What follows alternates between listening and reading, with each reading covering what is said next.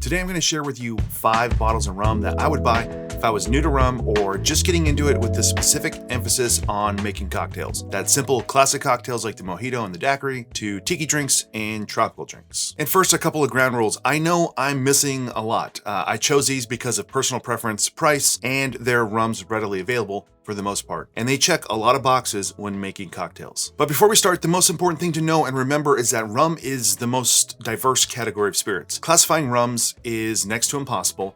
And if you Google it, you'll find oversimplified specifics for light rums, white rums, gold rums, dark rums, black rums, aged rums, and so on. Those terms can often be irrelevant, meaningless, and confusing. Sometimes they literally mean nothing, like a dark rum, which we'll get to later. There's also a wide range of profiles by region, and an aged rum from Puerto Rico is not the same as one from Barbados. If you bought a bottle of white rum from Jamaica, thinking it was like Bacardi, you might be turned off of rum forever because those white Jamaican rums can melt your face off. In the best of ways. Smuggler's Cove has one of the best categorization systems, which I highly suggest, as does the UK Rum Fest, but they have many categories, and what I'm sharing with you is even simpler. I will share several of my favorite options from each category, but I'll pick just one recommendation. First up is the light rums, the unaged or lightly aged white, blanco, or light rums. Now, many of these spirits are charcoal filtered. For instance, this one is crystal clear. There's no color to it, but it has been aged for 4 years. The aging process will impart some flavors from the barrel that it lives in, but then the charcoal filter will remove some of that, as well as the color and the tannins from the barrel. And you can't really even talk about this category without first bringing up Bacardi Superior or Bacardi Carta Blanca. This is one of the best-selling white rums in the world. And even if you're not into rum, you probably have a bottle of this at home. It's one of the few rums that you can find pretty much anywhere on any shelf. While some rum enthusiasts don't really care for it, I think it has its place. It's only $11, and that makes it a very affordable option, and I think it works fine in daiquiris and mojitos. The rest of these are rums that I really enjoy, starting with the Flor de Cana 4-year. This is aged 4 years, and this big bottle, which is a handle, comes in at $25, but you can find the smaller version for $20 to $22. Another great option is Plantation 3-star. This bottle right here comes in about $17 to $19, and it's a great blend of rums from Trinidad, Jamaica, and Barbados, and it adds a little more flavor than some of your other typical just sort of dry white rums. Another one that I love is a Real McCoy 3, comes in at $19. Hamilton White Stash is also another one of my favorites. This is a liter bottle at $24. And the last one here just to bring up is Probitas. This is a joint partnership between Foursquare Distillery in Barbados and Hampton Estate in Jamaica. It offers more of that richer, fruity Jamaican rum profile. It's $25, and the reason I bring it up now is it's a limited time partnership, which means eventually they'll sell out. If I was going to pick just one bottle from this white rum category, I would go with the Flor de Cana. You're getting an aged spirit, aged 4 years, but it still has that crisp and clean, sort of refreshing rum that you want in mojitos and daiquiris and in your light rums. Also, coming in at just about $20, it makes a great value buy, and it's a rum that goes well in many cocktails. And if I was going with a runner-up, I would go with the Plantation 3-star. So if you can't find Flor de Cana, which I'm sure you can, I think it makes an excellent daiquiri, and for the price and its availability, you can't go wrong with it. So if you want to try something different than Flor de Cana, I would go with the Plantation 3-star. So next up, we're moving on to slightly aged rums. These are often referred to as gold rums. And for me, when I'm looking at this category, I'm looking at ages up to 5 years old. and some of these will have no age statement at all. Now, a gold rum just means that the rum has some color to it, and there's no rules about how that color is imparted, but typically it's from some time in a barrel, generally an oak barrel, and you're gonna need several years in a barrel to get that golden color. The first option in front of us is Mount Gay Eclipse. It comes in at just $19, and Mount Gay is a well-respected distillery from Barbados, and they are the oldest continually operated distillery in the world. I think it's over 300 years now. Next up is Appleton Estate Signature Blend. This is from Jamaica. If you've heard a little bit about Jamaican rums, you might have heard that they have a really fruity or funky flavor to them. Appleton Estate Signature and the blends that they have, they tend to be much more milder. They're still very flavorful, and they're definitely worth it, but they're not going to give you that sort of funky fruitiness you're going to get from other Jamaican pot stilled rums. And the Appleton Estate Signature comes in at just $19. Next up is Plantation 5-year. It's a Barbados rum, comes in at $23. Now, many rum enthusiasts shy away from Plantation because they add something called a dosage, which is actually just adding sugar. Now, if you go on their website, all of their rums, they will tell you exactly how much sugar is inside of their rums. And typically, it is less than 20 grams per liter. I think their highest sugared one is this one right here, which is their 20th anniversary. It has about 20 grams of sugar. Some of their rums have no sugar, but it's just something to consider.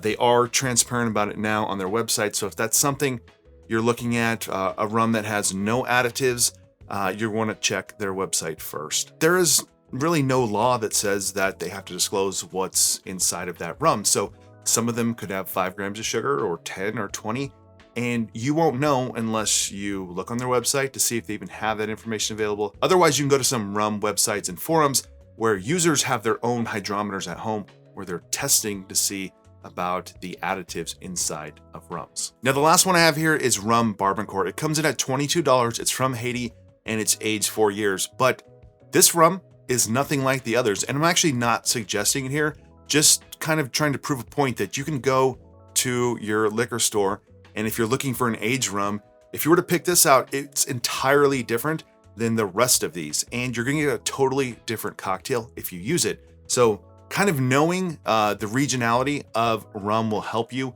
as you're determining what bottles to buy. Rum Barbancourt, it is not a rum agricole, but it is similar to it, but it's really a category of its own, is the rum that is from Haiti. So it's a great rum, but it's probably not something you're gonna want to start with if you're just starting out to get into rum and you're looking for just a few bottles to make cocktails with. And if I'm choosing just one bottle from this category, I'm gonna go with the Appleton Estate Signature. Comes in at $19, and this is a blend. And on their website, I do believe they will tell you the different rums that they put inside the bottle, but because they are using those lighter, less aged rums, there is no age statement on the bottle. And if I'm picking a runner-up or another option, if Appleton Estate Signature is not available, I would go with Plantation 5. It's a great entry rum into Barbados rum. It's affordable. It goes well in many cocktails, including tiki drinks and even a daiquiri. Now, one more note just about age statements on bottles. You're either going to find, like we said, no age statement, or you'll find a year. You can see this one has an 8-year mark on it, which means that the youngest rum in this bottle is 8 years old. So it can have older rum, but the youngest in it is 8 years old. More rare to the Rum World is a vintage. So this rum has an actual year that it was distilled and put into the barrel, which is 2010, and then it was released last year. So you know that's essentially a 12-year rum. All right, so in the aged more than 5 years category, these are all aged 8 years, except for the Appleton Estate, which is a 12-year age. Even if you're not a big fan of Bacardi, the Bacardi 8 is a great aged Puerto Rican rum. It is a calm still rum, and it comes in at $24, and I find it pretty readily available at most liquor stores. The next one is Dorley's 8. Now, Dorley's does come in a 5-8, and I believe a 12-year. If you're into rum and you've heard about the Foursquare Distillery, this is one of the entrance points to get one of their rums. All right, next up I have Appleton Estate 12. Now, this one's aged the longest out of all of these, and it is $43. I think this makes a great Mai Tai, and that's pushing the limit for me of what I'm probably going to use in a cocktail for price. Anything that's really over $45 to $50, I'm probably not using that often, or I'm gonna have to think twice about it, but around 40 bucks, you're gonna get a really good aged rum. And sitting in between the Appleton 12 and the Signature is an Appleton 8, which I've not seen available on the shelves near me for many months, but that's another good option. I think it comes in about $35 to $40. And the last one here is actually not one that I would typically recommend, but if you're into Mai Tais and you want an authentic Mai Tai, Denison 8 is a great option. It's an 8-year blended aged rum with rum from Jamaica and from Martinique.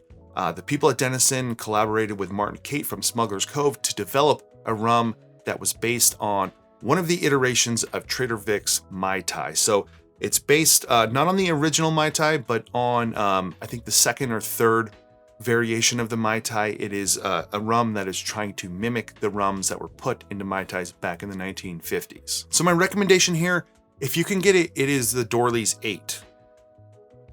And the reason I say if you can get it is I'm like 99% sure that you can only find this at Total Wine. I think they have an exclusive distribution for Dorley's.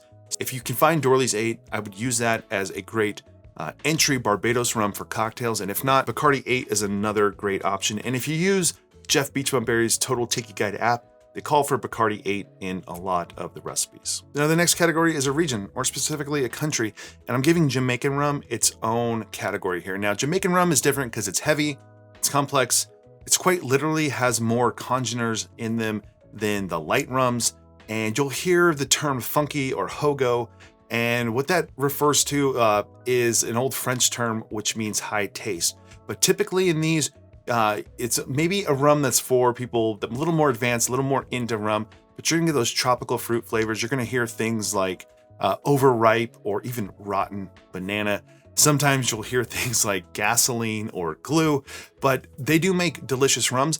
And these are often mixed in with other rums to help like punch up the flavor of a cocktail. Now, while Appleton is from Jamaica and they make exceptional Jamaican rums, they don't have that high ester, funky notes that I would be choosing in this category.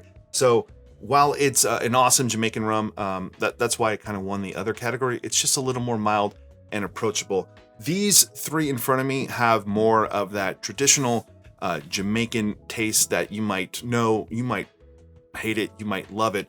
One of the more popular ones is Smith & Cross. It comes in at $35. It is a Navy strength rum that is 57% ABV. So there is a higher proof to this one than these other ones. But I would say when I'm using Smith & Cross, it's usually not using a full 2 ounces, and it's just using usually an ounce or maybe even half an ounce. The next one would be Dr. Bird. I don't happen to have a bottle of just the normal Dr. Bird now. This is the special cast series. I believe this one is $35. This is advanced, and it's not a rum that I even enjoy to have all the time. I have to be in a really specific mood to enjoy this one.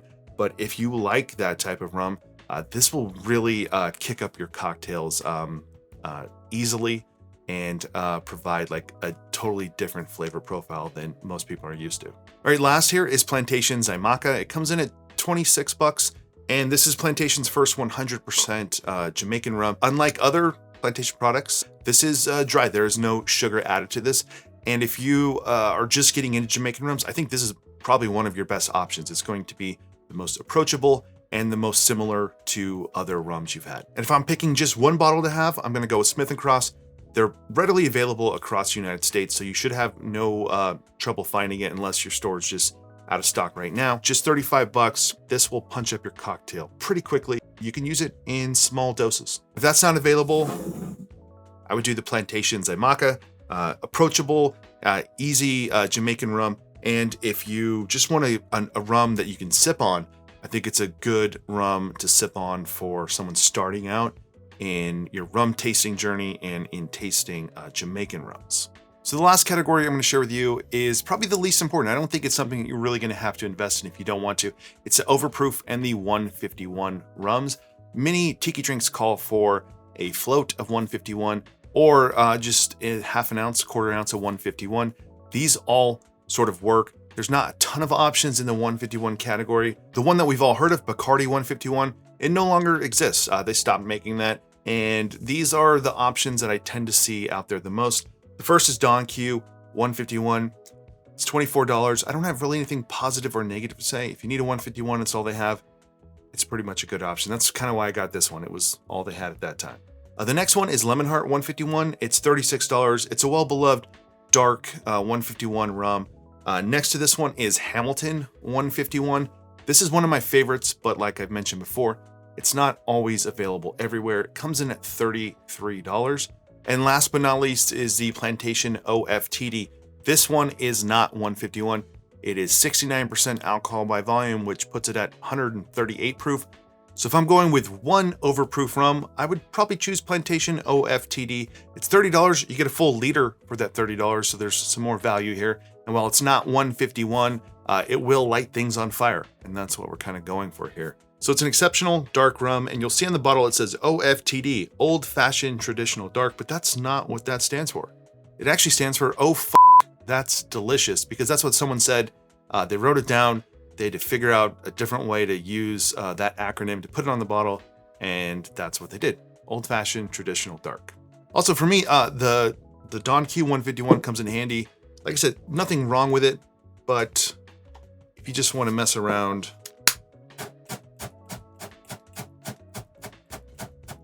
and your home can now smell like a burning rum. We're going to go into a couple quick bonus rounds. And as I mentioned at the beginning of the video, dark rum, black rum, whatever it is, what does that even mean? Well, it really doesn't mean anything. It just means that rum is dark in color, but it doesn't mean that it's aged a certain amount of time or that it's aged longer than some other rums. In fact, this is one of the darkest bottles you will find, and I believe it's aged for 3 to 6 years. So it's not like a 12-year-old rum. Plantation makes the original dark, which is good, and Cutwater makes a dark as well. So you don't really need a dark rum, but you will find in some tiki cocktails they'll say to put some dark rum into the recipe or to float it on top, but really that's just for color and contrast. The rum can be exactly the same as another rum, and they just added caramel color to it. So because of that, it's not something you're gonna need unless you're really focused on tiki, and if you are, I would go with the Plantation traditional dark that comes in at just $18. So just to share with you the sometimes meaningless terms that are used in rum, this is Hamilton Jamaican Blonde Pot Still Rum. It's a good rum. It's a really good Jamaican rum. But if you see, this one is very light. It's a slight straw color to it. And the reason I'm showing you this is you can go to the store and you can find right next to this one, you could find a version of the Hamilton Pot Stilled Dark Rum. It's the same exact rum as this one, but it has caramel coloring to it. Now, he did that because bartenders requested it. They actually want that dark rum, and I believe it even sells better than this one. And that just kind of shows you that dark rums are typically just colored, but it's not actually really significantly changing the flavor profile of that rum. And for me personally, if I was choosing a light or dark, I would just choose the light one, and then I could figure out other ways to color it if I needed to. But once you have that dark rum, and you put it into a cocktail in a clear glass, you're gonna get that sort of murky, muddy look to it. And I would rather go with something that's just light like this one. And just to be clear, that's not a knock on Hamilton at all. He's very transparent about it. Just trying to kind of convey the point that dark rums just mean generally that they've added a dark caramel color to it. Oh, you guys want one more rum recommendation? Okay, well, I will give you one. It's Plantation Pineapple Stiggins Fancy. If you've had this rum, you know that it's delicious. Well, I guess not everyone. Some people probably don't like it. Oh, and you might be thinking, oh, is that like Malibu coconut rum? No, this is a real rum using a historic recipe. Plantation worked with historian and author David Wondrich, who found an old recipe for pineapple rum that was made, I don't know if it was the 17 or 1800s, but it's an old recipe. And what they do is they take their 3-star rum and they infuse that with the pineapple rind. They then distill it after it's been infused, and they mix that with their Plantation Dark, which had real chunks of pineapple that steeped in it for some amount of time. And if you were to serve this to someone neat or in a daiquiri, I don't think they would even be able to tell that it's pineapple. It just has this delicious, fruity flavor to it. And if you're looking for an optional 6th bottle, this would be the one that I would recommend. It goes great in tiki drinks and daiquiris. and pretty much anything else you're going to put rum in, this is going to make an awesome addition to that drink. And there's this whole story to the recipe and the name, and it's based off of a real character that drank pineapple rum from a Charles Dickens story, Reverend Stickens. And there you go. These are the 5 bottles I would recommend if you were a little bit budget conscious and trying to pick out a whole host of great bottles to make delicious cocktails at home. The Florida Canna, this big bottle is just 25 bucks. Appleton Estate Signature at $19. Dorley's 8 at $23. Smith & Cross Navy Strength Jamaican Rum at $35. And the Plantation, a full liter, the OFTD for just $30. That total comes out to $130 for all 5 bottles. And that'll get you probably between like 65 to 75 cocktails, which is great value. So what do you think? Let me know in the comments below. Taste and preference are totally subjective, and I know that. If you prefer something else to what I've selected here, let me know. I actually want to hear. But if you're just starting from nothing, I think these are fantastic choices and ones you won't regret buying. That's it for this one. I'm Derek. This is Make and Drink, and if you enjoyed this video, please give it a like, subscribe to the channel if you haven't already, and otherwise, see you in the next one.